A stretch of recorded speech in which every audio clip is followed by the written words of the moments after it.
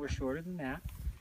We like to water them the first year and sometimes into the second when you have a drought like we have right now, just to give them a really good chance to survive.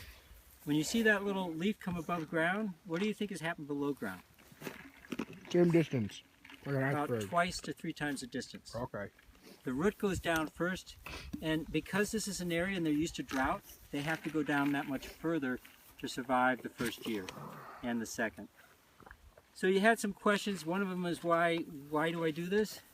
Yeah, that was Daryl. I like to see high school kids work. That wasn't the right answer, was it? Okay. No, you know, this is about trying to make sure that we have wildlife and a good variety of vegetation for many years going forward. The vegetation that you're standing on is mostly a combination of oak, some timothy. I don't see any, maybe some weed up there. They were brought in, they're non-native, they don't really belong here. We're not taking them out, but we're just trying to bring in things that are intended to be here that will survive. There are some species that really require flowers or seeds in the wintertime. So, you know how some of us saw that, you saw probably not just some oak seedlings, but you saw some buckeye seedlings? Well, the buckeye is the first tree to leaf out in the spring, very early, February now. And then it's one of the early ones to produce a flower. Very pretty vertical white flower. Everybody's got a lot of algae going on today, right? Yeah. Got a lot of flower out here. But a lot of it's also the grass pollen that you're walking through and you're kicking it up. So that is what's called the buckeye is called a summer dormant species. So we will water it through about the 1st of June, and then we'll just stop because it's designed to be dormant and so it doesn't need water in the summertime. Whereas the oak trees do need water going through until the fall. But using as an example the native bees, the honeybees that come from the Midwest, they hibernate in the wintertime. The native bee does not hibernate, which means it needs flowers year long. So when you see something blooming in January in the open space, that plant is really important for the bees. Similarly, when you get to August, it's important to have some flowers or other things because if you don't have bees, if you don't have pollinators, what else don't you have? Food. Food, exactly. Those bees are absolutely essential for all of your tree fruit, from your citrus to your apples to your what we call tree fruit, pears, plums, and peaches. So this type of area is important for 2 reasons. One, this is a near permanent supply source of water. So you can come down here many times, and if you don't see deer, you will see deer tracks. And where you see deer, you will typically see, you won't see it, but there will be mountain lions nearby. And there are mountain lions that come into they don't stay here because there's too many people, but they will come in here at night and then leave. There's a lot of coyotes here. So it's a really good area for wildlife. Plus you see a lot of people doing, you know, hiking and mountain biking, and occasionally some people working on habitat restoration. Okay, you got to be careful with questions you ask me. Good. So what has been the most interesting thing you have experienced while working here? Actually, it wasn't right here, but it was at a place called Bayberry Pond, which was the first time I went out with a group of students from De La Salle about 6 years ago. And we were planning, and there's about a 1 acre enclosure there, and Bayberry is a street, and it's actually not too far from De La Salle. It's one of the entrances into the Lime Ridge open space. And there's this enclosure there that has been, that we started, that a group of kids from De La Salle and I started, say 6 years ago, just with planting some acorns. And a couple of trees there that some of them are up like this were planted by that group. We were walking up and about ready to go in the enclosure. On the other side of the enclosure, there was a coyote. And where the coyote was like 50 feet away. Most of the kids had never seen a coyote before. So that's really what gets you excited when you see something like that. And you see people, react to something that they see in the wild. They may have seen it in a zoo or they may have seen pictures of it, but it's really different when you see it up close. We also see occasionally bobcats, which are really cool. They're very shy, they're fast, you know, they don't stick around very long, but every once in a while if you're out here you might catch a glimpse of them. Okay. How many volunteers do you think you have in the course of a year here? Here probably about 40. Open space overall probably easily several hundred. And how big of Now an there's several other projects going on. A couple in Shell Ridge, one in Lime Ridge. And some of them have a regular group that come out like on every Tuesday. And they know they're going out every Tuesday and they go to a different place. But other times we do things what we call with one-time volunteers who might come, some of them might come out a second time, like Callie and Natalie over there. They were here once before. They helped plant a lot of native grasses. And so that's always nice to see when somebody comes back. And how much of an impact would it make if you didn't have enough volunteers? David, how much of this could we have gotten done today by ourselves? Oh, it's so good to have you guys come out because you can't do it alone. You can't do it with a couple of people. We might have been able to finish inside the elderberry enclosure. Now that took, Callie, that took you about an hour, hour and a half? Yeah. Yeah. You just came out of there, right? Yeah. Yeah. Still a few whistles left. Yeah. But they did a great job in there. So that gives you a sense. You multiply what you can do many, many times. I mean, you spend, David and I could come here and we could spend 30 seconds saying, well, we know what we're going to do and this is what we're going to do. And when we water, we'll start up at the top and we'll each have our jugs and we'll walk down the 2 drainages and, we'll accomplish most of the watering that way. But we know how to do that. But when you have a group like this, you can not only water, you can clear the area, you can put mulch on, you can get rid of a lot of the invasive weeds. So it's hugely significant what you accomplish with volunteers.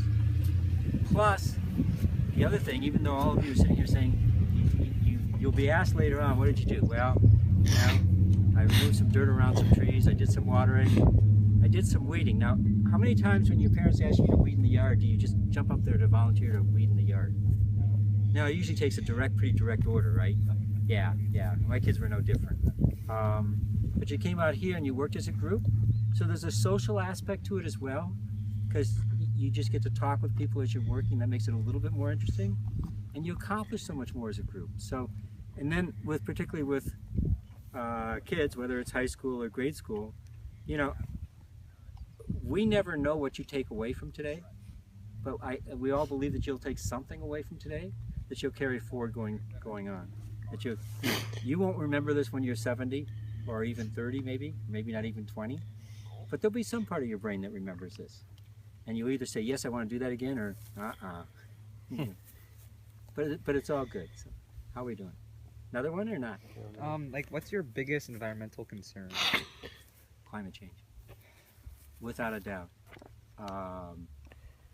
There is nothing that, to me, presents such a great a threat to not just our living right now, but I worry about people like you, and I've got a 1-year-old grandson, and I just worry what's going to happen. So I think that's probably the greater, from an environmental standpoint, the greatest risk that we face.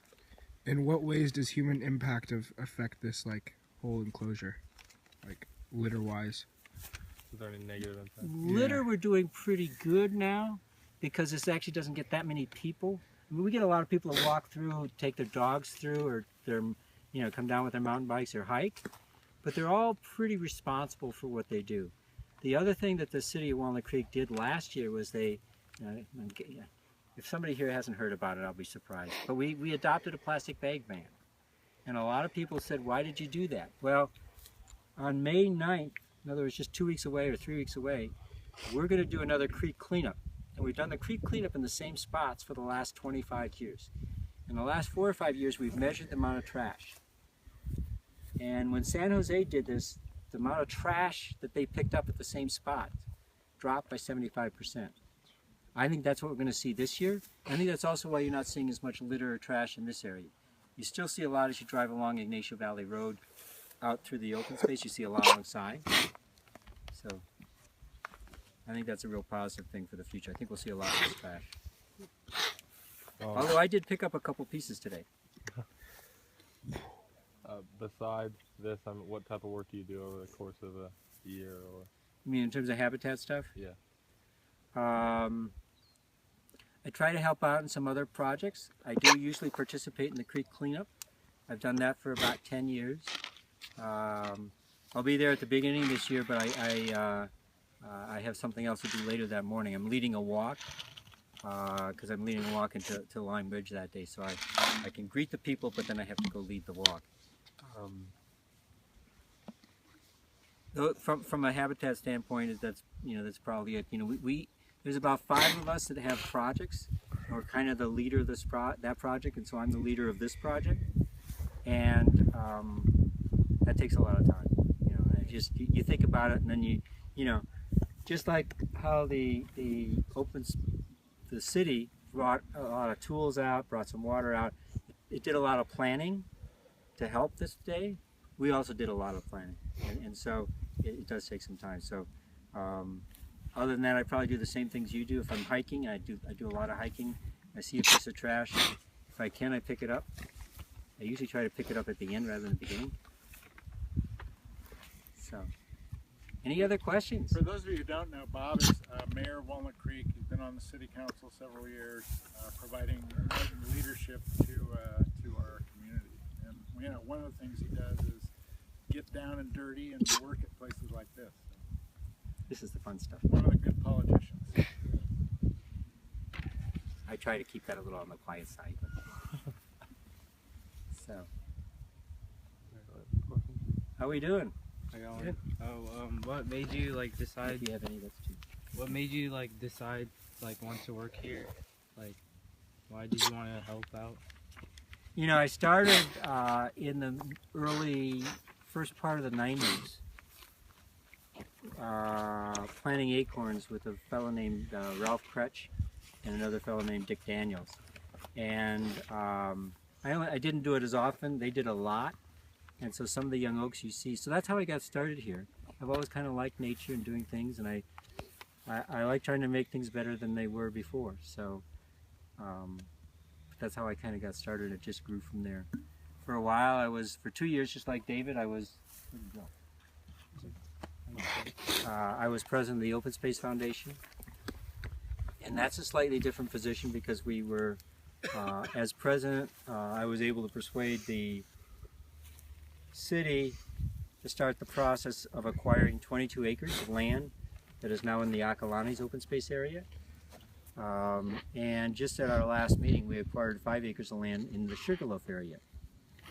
So we have 4 open space areas here. Sometimes I like to ask the question, but so this is Shell Ridge, we have Lime Ridge, Sugarloaf, which is down by Rudgear Road and 680, and then Acalanes, which is north of 24 and west of 680. And they all take a lot of time and attention. So, did you have a question, or you just? Yeah. As someone who kind of sees the political system from the inside, do you feel like our political system will be able to combat some of the huge environmental crises we're facing? What? Yeah. Yes. And if I didn't, I probably wouldn't be here. It doesn't mean we'll do it the way I think we should do it, or the way I would like to